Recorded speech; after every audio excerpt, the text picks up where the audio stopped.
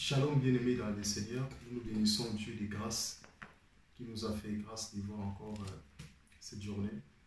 On va prier ou partager une petite pensée de la part de Dieu.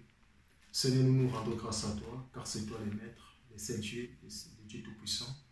Père, prends contrôle de ce moment, que ta grâce, Seigneur, nous soit favorable dans le nom de Jésus. Amen. Nous sommes dans le livre d'Exode, chapitre 17. Exode chapitre 17, nous allons commencer au verset 1. La Bible dit: toute l'assemblée des enfants d'Israël partit du désert de Sin, selon l'ordre des marches que Yahweh leur avait ordonné. Et ils campèrent à Rephidim, où il n'y a point d'eau à boire pour le peuple. Et le peuple se souleva contre Moïse et lui dirent: donne-nous de l'eau à boire. Et Moïse leur dit: pourquoi vous soulevez-vous contre moi? Pourquoi tentez-vous Yahweh? Et le peuple donc y soif en ce lieu-là, par faute d'eau. Et ainsi le peuple murmura contre Moïse en disant: pourquoi nous as-tu fait monter hors d'Égypte pour nous faire mourir de soif, nous, nos enfants et nos troupeaux? Et Moïse cria à Yahweh en disant: que ferai-je à ce peuple? Encore un peu, ils me lapideront. Et Yahweh répondit à Moïse: passe devant le peuple et prends avec toi des anciens d'Israël. Prends aussi dans ta main la verge avec laquelle tu as frappé le fleuve et viens. Au verset 6, la Bible dit: voici, je vais me tenir là devant toi sur les rochers d'Horeb. Et tu frapperas les rochers et il en sortira des eaux, et le peuple en boira. Moïse donc fit ainsi aux yeux des anciens d'Israël. Je m'arrête là. Nous voyons l'histoire des enfants d'Israël, mes bien-aimés dans le Seigneur. Le peuple, en fait, pendant qu'ils étaient dans le désert, ils avaient plus d'eau à boire. Voilà, c'est pour cela qui a poussé le peuple de mettre la pression à Moïse. Le peuple, ils ont commencé à murmurer parce qu'ils avaient soif. Ils avaient besoin de l'eau. Ils avaient besoin de boire de l'eau. Ils ont commencé à regretter parce que Moïse les a fait monter d'Égypte avec leurs enfants et leurs troupeaux. Ils ont demandé à Moïse de l'eau à boire parce que le peuple, ils avaient soif d'eau. Lorsqu'il y avait la pression, le peuple sont venus voir. Lorsqu'ils avaient la pression, Moïse, il n'a pas accepté la pression du peuple. Moïse, il a crié. La Bible dit: Moïse cria à Dieu, a crié à Yahweh en disant: que ferai-je à ce peuple? Encore un peu, ils me lapideront. Et Yahweh répondit à Moïse: passe devant le peuple et prends avec toi des anciens d'Israël.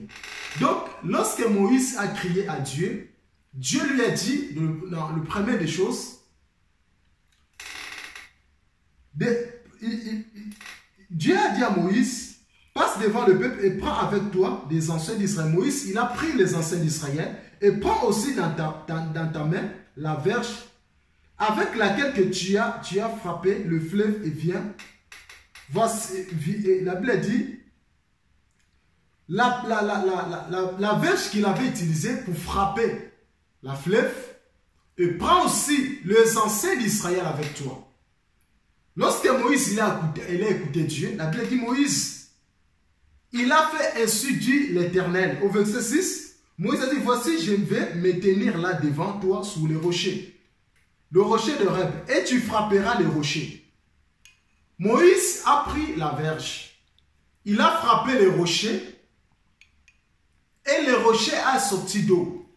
Nous voyons que le peuple, lorsque l'eau a été sortie dans le rocher, et le peuple n'a plus dérangé Moïse.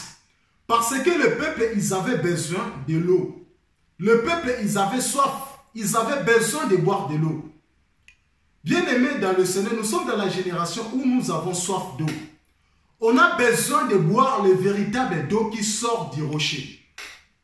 Voyez? Donc si Moïse, il n'avait pas frappé le rocher, l'eau n'allait pas sortir. Et le peuple, devait toujours commencer à murmurer. Les peuples, ils ont arrêté de murmurer lorsque Moïse a frappé le rocher et l'eau est sortie du rocher. Nous voyons que lorsque Dieu présente les rochers, Dieu ne présente pas en vain comme ça. Dieu ne parle pas comme ça. Donc ça veut dire qu'il y a une pensée qui est derrière le rocher.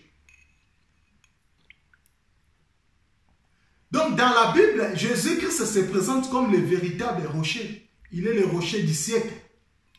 Il est le véritable rocher qui a été frappé à la croix pour sortir l'eau vive. L'eau qui devait couler à la croix pour nous donner le véritable, pour nous donner la vie éternelle. Donc si on n'avait pas bu, l'eau qui était sortie du rocher, on n'allait pas vivre. Et voilà, c'est pour cela le Seigneur Jésus-Christ, il est le véritable rocher frappé à la croix. Lorsque Moïse il a utilisé la verge pour frapper les rochers, donc ça veut dire que les rochers là que nous voyons, c'était le Seigneur Jésus-Christ qui était frappé à la croix. Nous voyons que Moïse a fait l'œuvre des souverains, il avait fait l'œuvre des sacrificateurs. Moïse, Dieu a utilisé Moïse comme étant la loi qui devait frapper Jésus-Christ à la croix pour sortir l'eau, les véritables paroles, pour sortir les véritables vies. Donc si le Seigneur Jésus-Christ il n'était pas frappé à la croix, on n'allait pas boire les véritables eaux.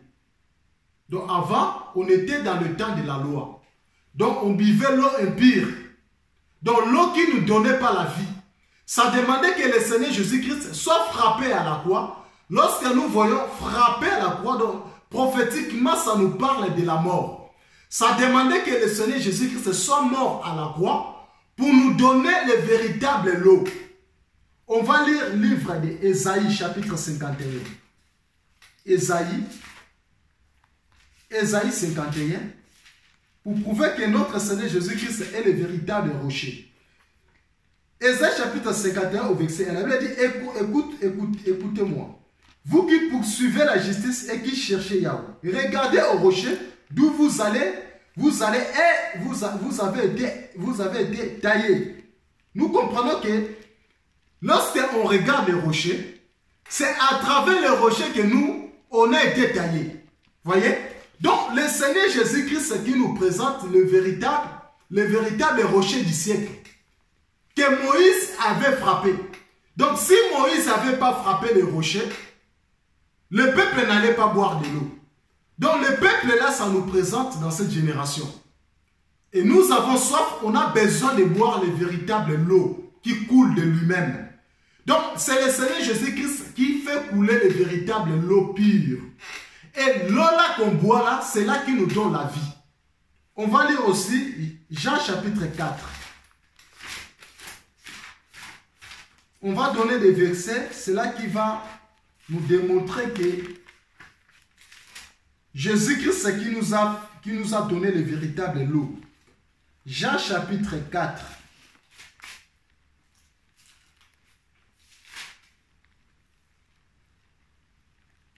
Non, Jean chapitre 6 au verset 16. La Bible dit, et quand le soir fut venu, ses disciples descendirent de la mer. Étant montés dans la barque, non, Jean chapitre 4, pardon, Jean chapitre 4. Allez, Jean chapitre 4, je vais chercher les passages.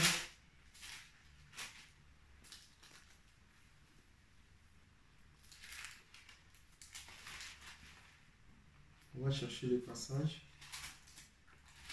Jean chapitre 4, au verset 14. Jean chapitre 4, verset 14. La Bible dit, mais celui qui boira de l'eau que je lui donnerai n'aura jamais soif. Mais l'eau que je lui donnerai deviendra à lui une fontaine d'eau qui jaillira jusque dans la vie éternelle. Nous voyons que l'eau là, lorsque tu bois cette eau-là, donc la personne qui boira cette eau, il n'aura jamais soif. Parce que l'eau là, ça sort de lui-même, qui est le véritable rocher. Donc, le Seigneur Jésus-Christ, ça demandait qu'il soit frappé à la croix. Comme les rochers, pour sortir le véritable lot. Donc, si le Seigneur Jésus-Christ n'était pas frappé à la croix, il n'allait pas sortir le véritable lot. Voyez? Donc, c'est la loi qui a frappé Christ à la croix. Pour sortir le véritable lot. Voilà, c'est pour cela, quelque part, lorsqu'on avait vu dans la Bible, Jésus plaira. Jésus-Christ, il n'avait pas pleuré en vain. Dans la chair, Jésus-Christ avait pleuré parce que son ami Lazare, qu'il l'aimait beaucoup dans la chair. Mais prophétiquement parlant, Jésus-Christ a manifesté l'œuvre à la croix comme étant le véritable rocher frappé à la croix. Parce que Moïse avait utilisé la verge pour frapper Jésus, pour frapper les rochers. Voyez? Donc si on ne boit pas les véritables lots là, on n'aura pas la vie. Donc ça demandait que Jésus-Christ nous donne les véritables lots. Parce que Moïse, lorsqu'on buvait l'eau de Moïse, on n'avait pas la vie éternelle. Mais ça demandait que le Seigneur Jésus-Christ soit frappé à la croix afin de nous donner les véritables lots. C'est pour cela que nous voyons le mouvement de Moïse. Lorsque le peuple ont murmuré à Moïse, le peuple, ils ont demandé l'eau à Moïse. Dieu a utilisé Moïse d'aller frapper les rochers. Il a dit, dans le rocher en sortira de l'eau et tu donneras au peuple, tu donneras à mon peuple. Et celui qui boira cette eau-là, il n'aura jamais soif. Donc lorsqu'on boit cette eau, on n'aura plus soif. Et cette eau-là, ça nous donne la vie éternelle. On va lire 1 Corinthiens.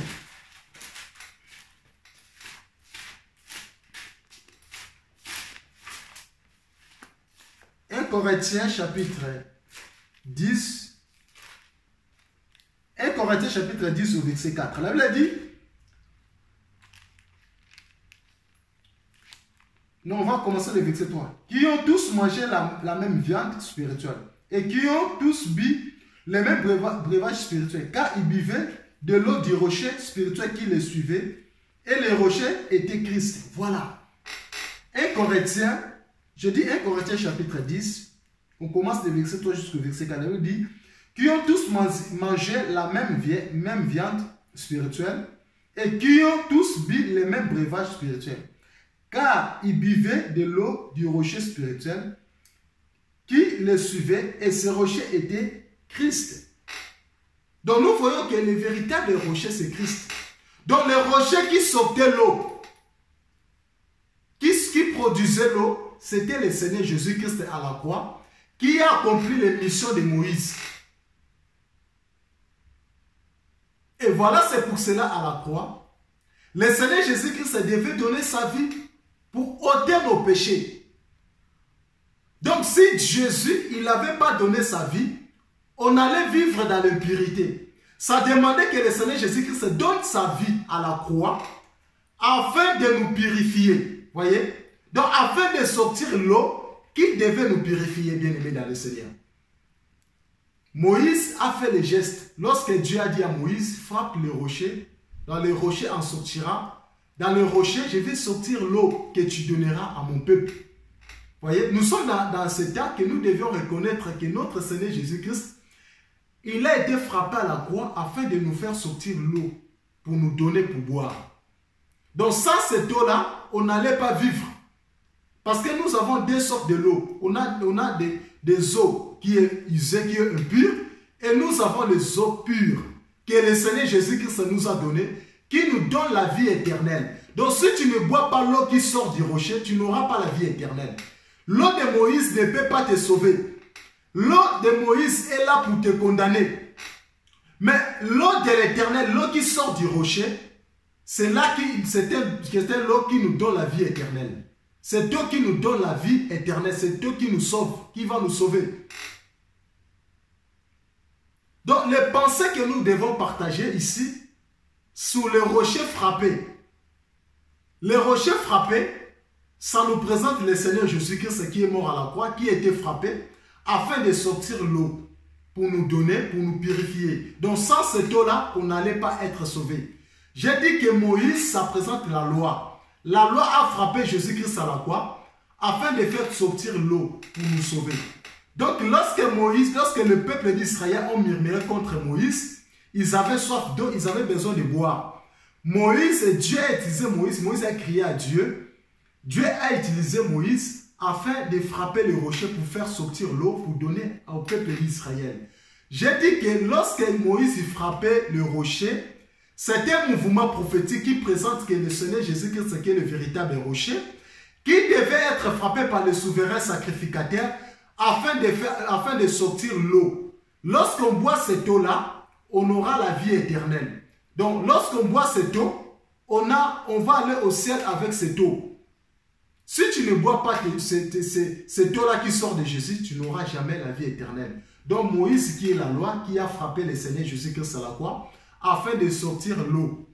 Donc, lorsque nous voyons que Jésus plaira, je vais décortiquer ça encore plus tard, dans des jours à venir. Lorsqu'on voit que Lazare, Jésus plaira dans la Bible, il est question des rochers. Donc, le Seigneur Jésus-Christ, prophétiquement, il était comme un rocher frappé par la loi. C'est pour cela que Jésus-Christ avait plairé Lazare. Que le Seigneur Jésus-Christ vous bénisse. Si Dieu nous permet, on va décortiquer Jésus plaira. Vraiment que le Seigneur Jésus-Christ vous bénisse. Soyez bénis abondamment. À la prochaine. Que le Seigneur Jésus-Christ vous bénisse. Merci.